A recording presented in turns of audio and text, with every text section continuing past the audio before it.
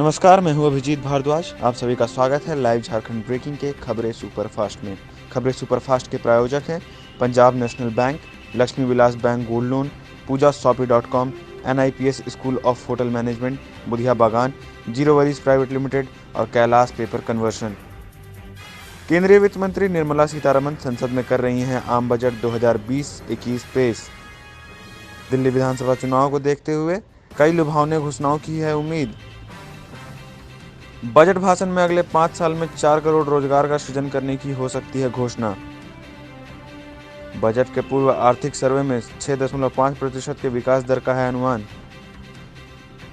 PM Narendra Modi ने चाईबासा नरसंहार पर जताया दुख। सांसद रिश्वत कांड में सीबीआई कोर्ट का फैसला, शिबू सोरेन और अन्य पर संज्ञान लेने से किया इनकार। मुख्यमंत्री हेमंत सोरेन अप्रैल माह से 3 प्रखंडों का करेंगे दौरा। IAS प्रमोद अग्रवाल बने कोल इंडिया के अध्यक्ष। 2 दिनों से लगातार जारी बैंकों की हड़ताल से परेशानी बढ़ी, लोग नहीं कर पा रहे हैं पैसे का लेन देन।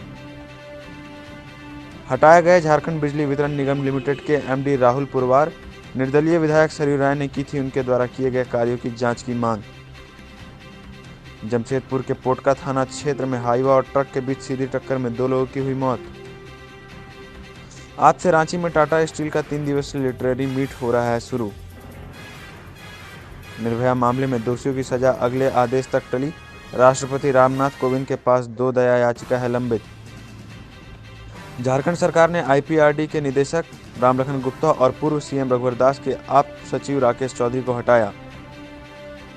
झारखंड लोक सेवा आयोग के 6ठी JPSC परीक्षा का साक्षात्कार 24 फरवरी से। लाइव झारखंड ब्रेकिंग में बने रहने के लिए आप सभी दर्शकों का बहुत बहुत धन्यवाद।